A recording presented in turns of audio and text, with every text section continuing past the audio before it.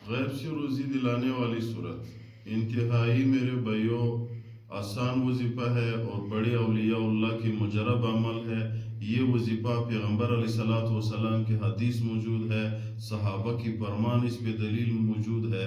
جو بھی بندہ اس وظیفے کو اپنا لے اللہ تعالیٰ اس شخص کو غیب سے روزی دے گا۔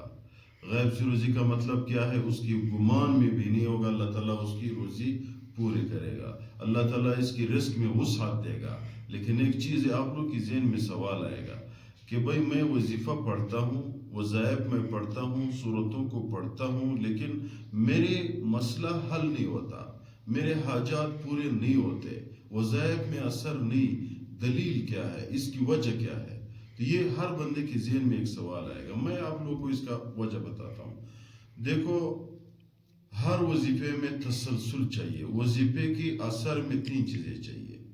ایک وظیفے کی اثر کے لیے 3 شرائط ہے۔ ایک یہ تسلسل، ہمیشہ آپ نے ایک وظیفہ شروع کیا ہے اس کو ہمیشہ کرتے رہو۔ دیکھو ڈاکٹر آپ کو دوائی دیتا ہے، آپ نے ایک دن سب دوائی لی، بندہ ٹھیک نہیں ہوتا اور بھی خراب ہو جاتا ہے۔ اگر وہ ڈاکٹر کے ہدایات کے مطابق بندہ دوائی پہ عمل شروع کرے تو پھر اللہ تعالیٰ دوائی کے ذریعے اس شخص کو صحت دے دیتا ہے۔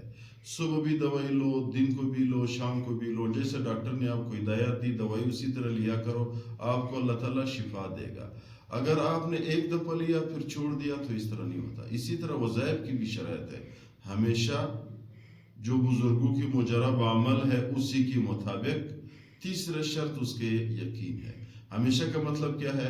ابھی آپ جو وظیفہ میں بتا رہا ہوں اسی وظیفے کو ہمیشہ شروع کرو، ہر دن اس کو پڑھا کرو، ایک پھر دیکھو اثر ہوتا ہے یا نہیں ہوتا۔ دوسرا، اولیاء نے، بزرگوں نے، پیغمبر علیہ الصلوۃ والسلام نے جو ہدایات دی ہے اسی ہدایات کے مطابق شروع کرو، پھر دیکھو کہ عمل اثر ہوتا ہے یا نہیں۔ تیسرا، یقین کے ساتھ کر لو کہ بھائی سب کچھ کرنے والا اللہ ہے اور میں اس وظیفہ اللہ کے لیے کرتا ہوں اور میں یہ اپنے مسئلہ اللہ کے سامنے پیش کرتا ہوں، تو پھر دیکھو کہ اس وظیفے پہ اثر ہوتا ہے یا نہیں ہوتا۔